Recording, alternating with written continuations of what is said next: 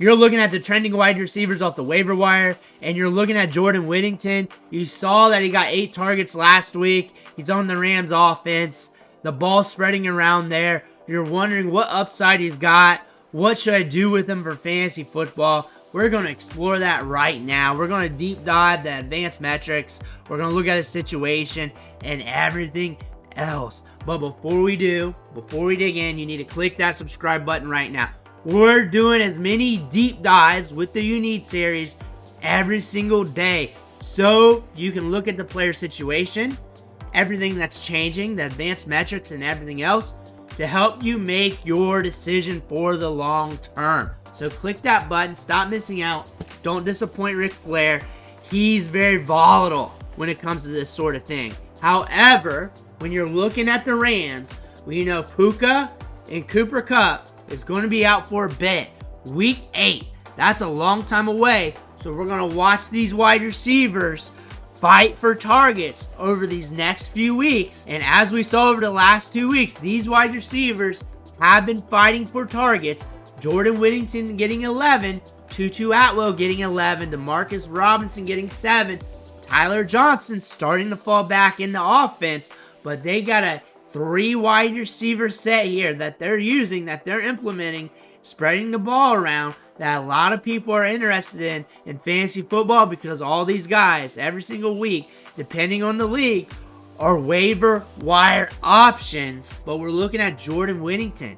Had 8 targets, caught 6 of them for 62 yards last week. Nothing too crazy, but something that perks your ears up for fantasy football.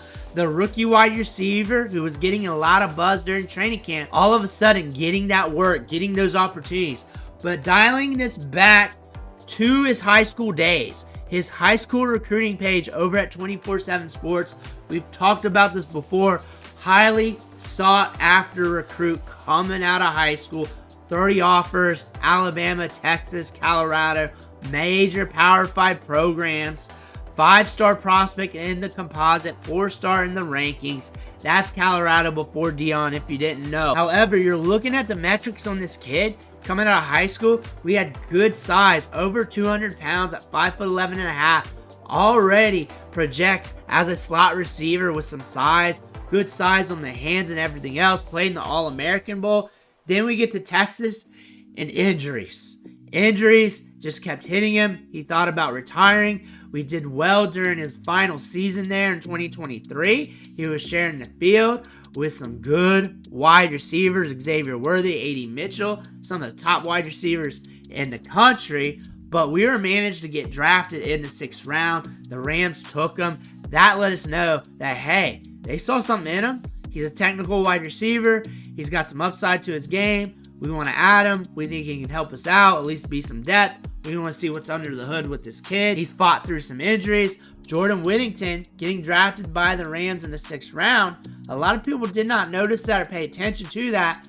But going to the Rams in this offense with Sean McVay and in the system is a player to always pay attention to when it comes to training camp. Because training camp kind of tells the story here. When these wide receivers start making plays that are on the back end of the depth chart, start shining in camp, start getting highlights, especially with the Rams, because they're very quiet when it comes to training camp, especially with Puka Nacua last year.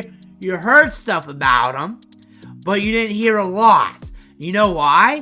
I collect training camp clips and go over them with you guys here on the channel every single day during training camp, minicamp, OTAs. And I know this because I tried every day to get Puka Nacua clips. There were Jordan Whittington clips.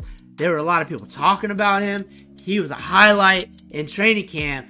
The Sean McVay effect with these young players. Guys like Blake Corum, some of the other running backs we've seen, some of these other players that came through the system. The one thing he looks at when it comes to players is dependability.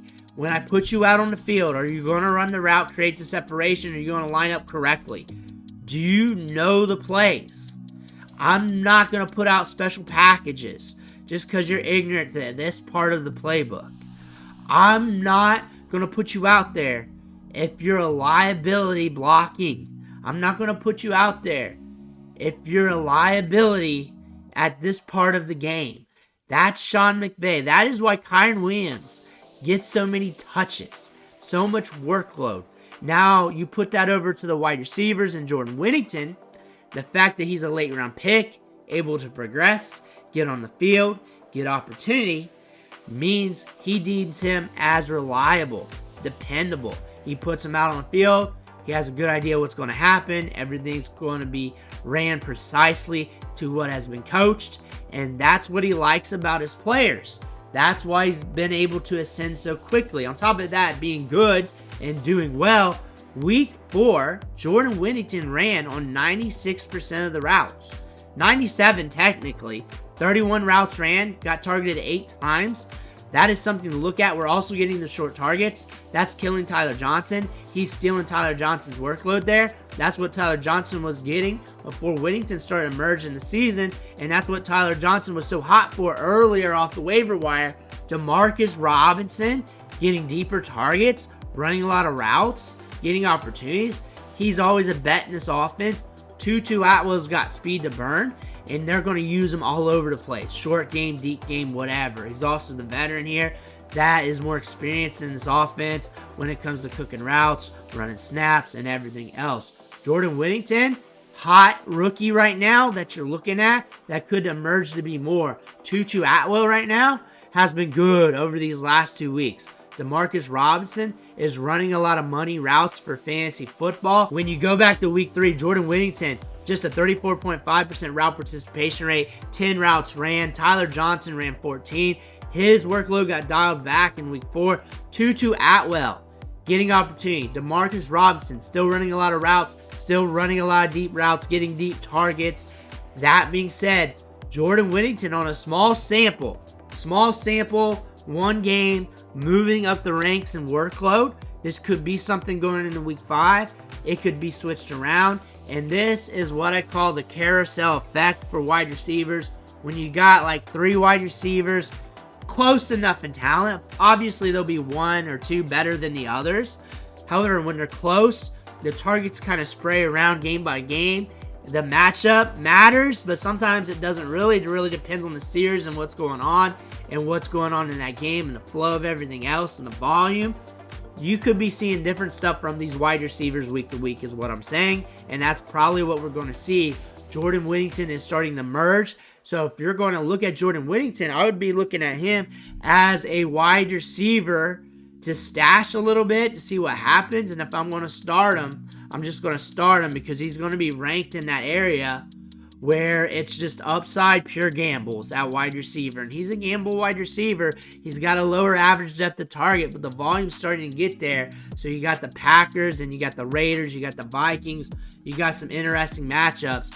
Now when you're looking at the rankings, he's down there at 66 overall for 4-4. And then in the flex rankings for Fantasy Pros over here to the right, he's ranked 80th. I think the 80th ranking makes more sense. I think that makes a lot of sense. I'm kind of scared of the 66 ranking because I honestly don't know what's going to happen. So when I'm looking at the Fantasy Pros rankings there, I feel a lot safer with that. With some of those players in that area, it's a coin flip, especially when you're looking at what's going on here. Like Jalen Tolbert's going to get more opportunities this week, but he's in a bad matchup. Braylon Allen, he just has to cross the goal line. He's a goal line coin flip. Joe Mixon, if he's back, he's shooting up the ranks. Tyler Lockett is going to get targets. He's questionable, but he's got a lot of upside. Khalil Shakir, I like him a lot better. Ray McLeod, we saw what he did yesterday. He was in a good matchup. He's a good player. That would be a good push. Ray McLeod, Jordan Whittington. If that was a good push, I'd go probably McLeod, even after knowing what happened due to the volume and what we've been seeing lately in the quarterback play and everything else, especially that matchup. Roshan Johnson, Jordan Whittington, that's a good push. That's a good push. That's a good coin flip. Him and Mike Williams, that's a good coin flip. Rome Odunze's got a lot of upside. However, there's a lot of downside. Tutu Atwell's in the same coin flip situation. Josh Downs, if Flacco's there, then I'm going Josh Downs all day. Jordan Addison because he's Jordan Addison, but I don't like the matchup. Chase Brown, due to the running back touches and upside. But Jordan Whittington's up there in that coin flip category. That's all I'm really saying. He's a coin flip player. Like, I'd start Xavier Worthy over him. I'd start Brock Bowers over him. Dalton Kincaid, he's a tight end. It could be a push, probably go Kincaid. And then I'm looking at some of the other players. But honestly, when I'm thinking about starting, I'm not projecting, I'm starting when I'm looking at these players. He's in that coin flip category, but since he's a rookie, he's starting to look like he's ascending. Maybe best for your bench to see what happens because you probably got other wide receivers to look at. You don't need him. You're good at wide receiver. I rather stash running backs than wide receivers, especially at this point of the season. We got bye weeks coming up. However, if you're hurting at wide receiver, you're chasing the long-term upside that could potentially be here since he's a rookie and he's getting opportunities and targets.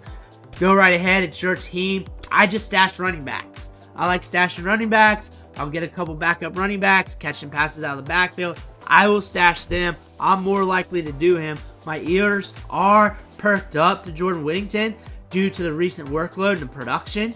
However, I know this offense is going to be a carousel effect with these wide receivers. Any wide receiver can get it on any given week, and sometimes none of the wide receivers are going to get it when it comes to fantasy production. I look at them as coin flips every single week. Let me know what you think in the comments below. Make sure to hit that subscribe button on the way out. Thank you for watching. Catch you on the next video.